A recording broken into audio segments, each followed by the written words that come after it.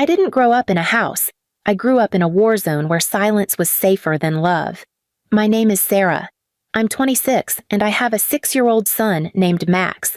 He's the only good thing in my life, and I say that with a heavy heart, because the moment I brought him into this world, my parents treated him like a disease I refused to cure. Max had these soft green eyes and curly hair that my mom once said made him look like a girl. She never said his name. Not once. She called him it, or that thing. And my dad? He didn't speak to Max at all unless he was yelling. I tried my best to protect him. I swear I did. But in that house, love wasn't protection. It was a provocation.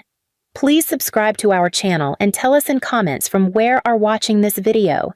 We lived in their basement. A cold, concrete tomb they insisted was enough for someone like you. The upstairs was for them, the chosen ones. My sister Amanda had a room that looked like a catalog cover, heated floors, a vanity table, a bed big enough for 3 people. My son and I shared a twin mattress near the boiler. Every night I'd tell Max bedtime stories while the pipes clanged above our heads. He'd ask me why Grandma hated him, why Grandpa never smiled when he brought him drawings. I never had the right answers, just broken reassurances and hugs I hoped could replace the warmth he never got from them. It wasn't always like this. Or maybe I just fooled myself into thinking it wasn't. When I got pregnant at 19, my mom sat across from me with dead eyes and said, "You'll ruin your life and expect us to clean it up. But we won't." I stayed anyway. I was young, terrified, and alone. The baby's father was gone before the first ultrasound. My parents offered me a deal.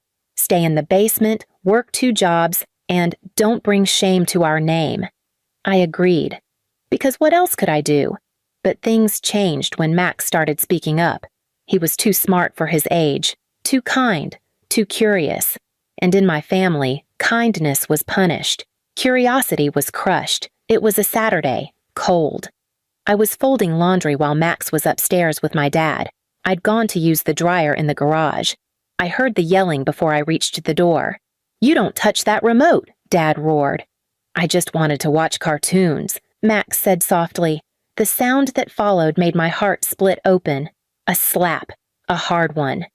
Max screamed. I ran inside, dropped the laundry, and found my son crouched on the living room floor, clutching his cheek, red and trembling. "What did you do to him?" I screamed. "He disrespected me," Dad barked. I rushed to Max, knelt beside him, and said, "It's okay, baby. I'm here." Dad's boot came down on my ribs before I even finished the sentence. It knocked the breath out of me. I collapsed to the floor, gasping. "You don't raise your voice to me," he growled. From behind him, my mother stood with her arms crossed, her face twisted into a cruel smirk. "She deserved that," she said coldly. "Maybe next time she'll teach her brat to behave." Max was sobbing, not just from fear, from guilt. He kept saying, "I'm sorry, Mommy. I didn't mean to. I didn't mean to." I tried to pull myself up, but pain shot through my side. I couldn't breathe properly. My dad didn't offer help. My mom didn't blink.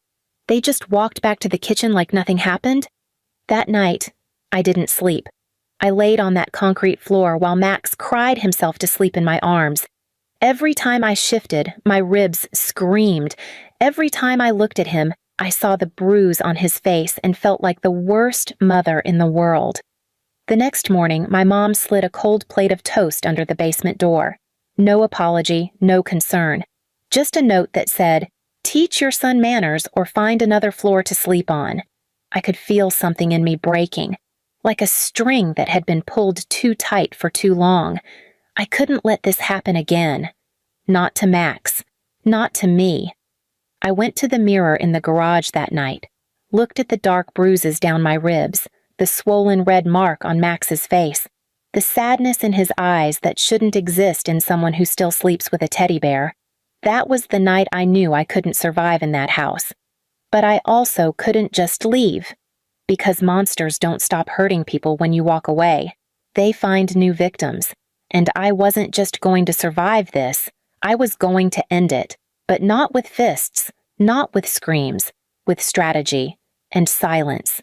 Because the thing about silence, in our house, it was always mistaken for weakness.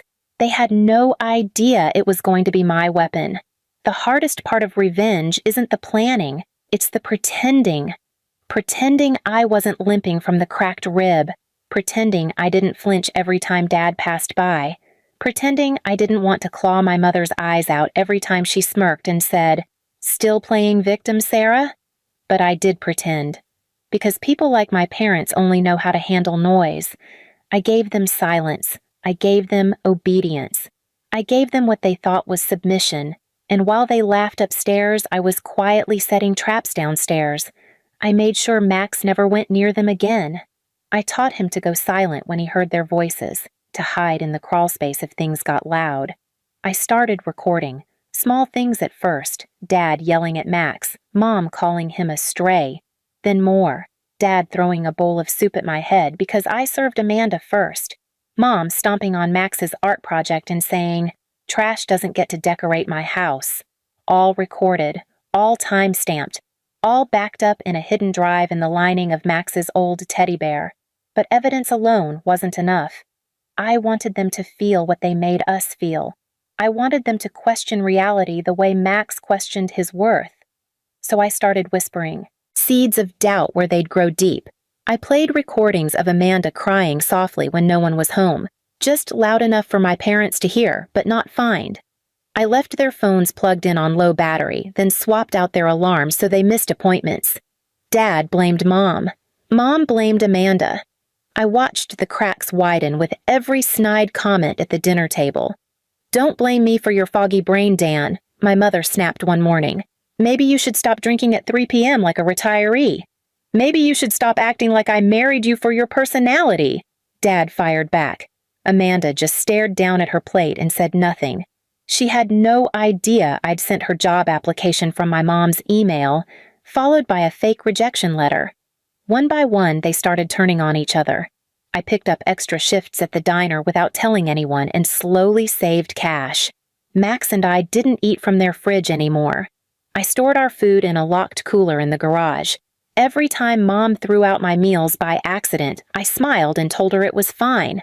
Every time Dad slammed the basement door and said, "Don't come out until that mutt learns to shut up," I whispered to Max, "Just a little longer, baby."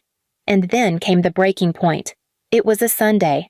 I remember because the neighbors were out mowing their lawns and I heard a scream so sharp it sliced through the hum of everything. I raced upstairs. Max was in the front yard, clutching his elbow, bleeding. My mom stood above him holding the house keys. "He was running around like a maniac," she barked at me. "He slipped. His fault." "He's 6, I shouted. "What the hell were you doing with keys?" She didn't answer, just turned around and muttered, "Kids like that should come with leashes." I didn't react, not on the surface. But that night I added another file to my collection. A voice note from Max describing how Grandma had chased him out of the house when he accidentally spilled apple juice on the floor. She said I was dirty and she didn't want me inside. He was sobbing, and I made sure every word was clear. 2 days later, I reached out to someone I hadn't spoken to in years, my former high school teacher, Mrs. Duffy. She'd once told me, "If you ever need help, real help, not the kind that shows up with casseroles, call me." I never forgot that. I emailed her a compressed version of everything, the recordings, the photos of bruises, the voice notes, the log of dates. I didn't ask her to save us. I just asked her to tell me what to do next. She replied in minutes. "This ends now. I'm reporting everything. But if you want out first, I can help you get out clean." Clean. That word haunted me. Because nothing in our lives had ever been clean. Not the basement. Not the names they called us. Not the pain I swallowed for years. But that word gave me something I hadn't felt in a long time.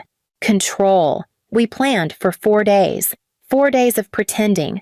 4 days of feeding the beast one last time.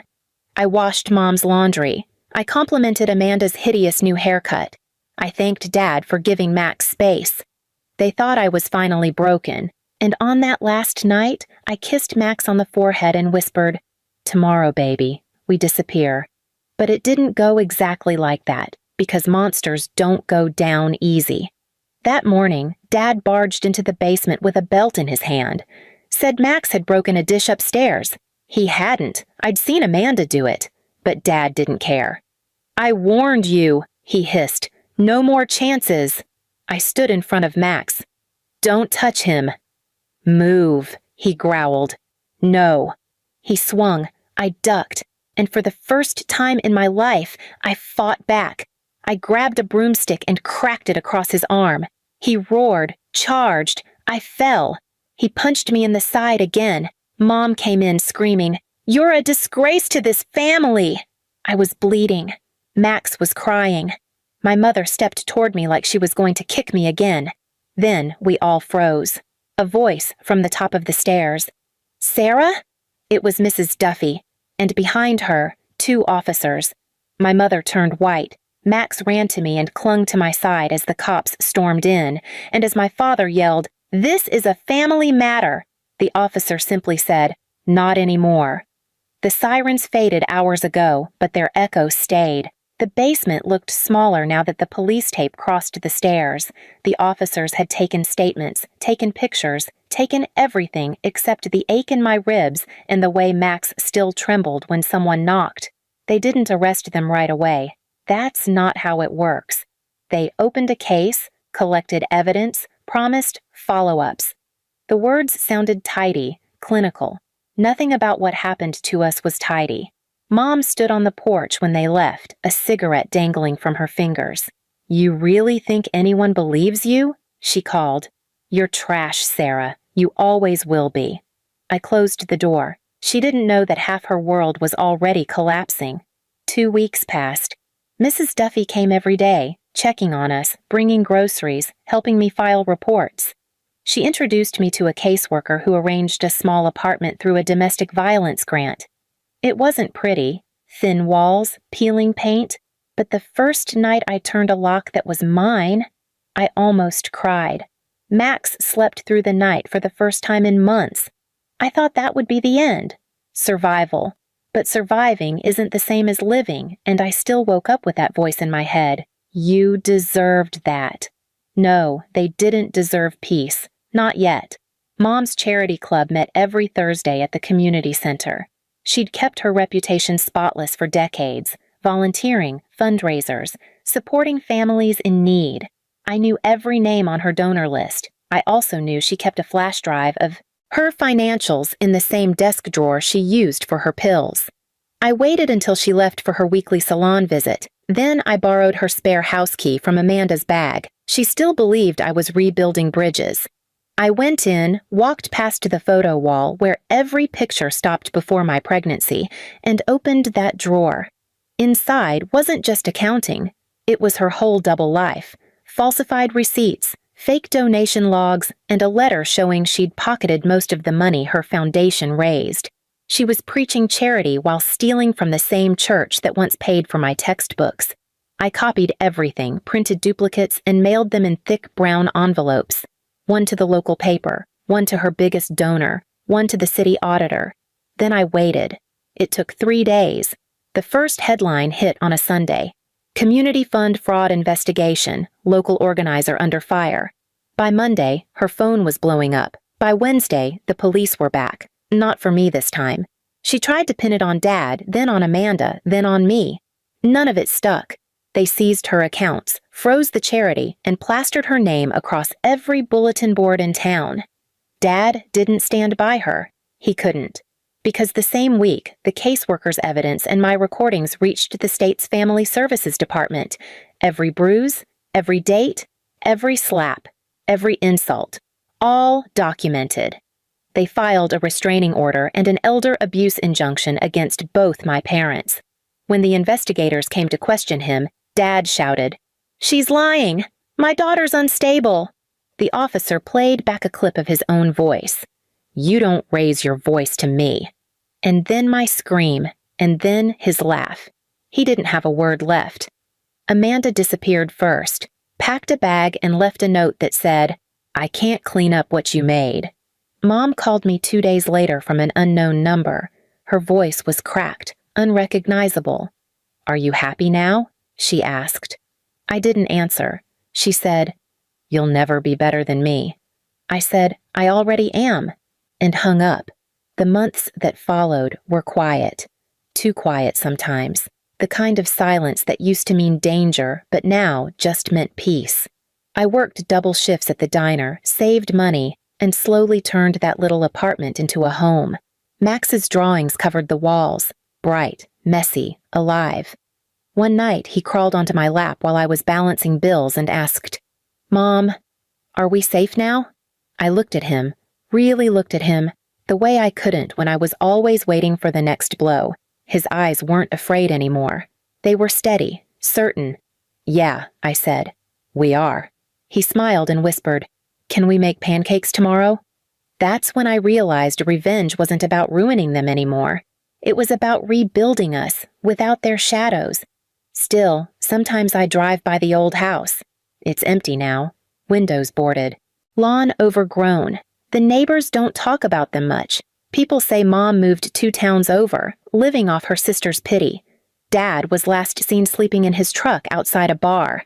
They used to laugh at me from their porch. Now, the only thing that listens to them is the wind. I don't celebrate it. I don't cry about it either. I just stand there for a moment, holding Max's hand, and whisper, "You deserved that." Then I walk away, and I don't look back. Please subscribe to our channel and tell us in comments from where are watching this video.